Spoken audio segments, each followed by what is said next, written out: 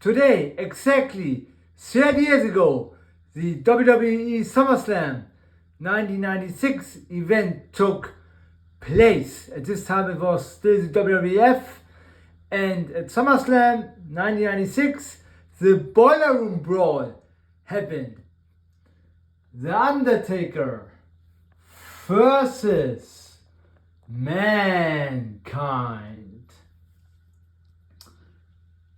The Boiler Room match at SummerSlam 1996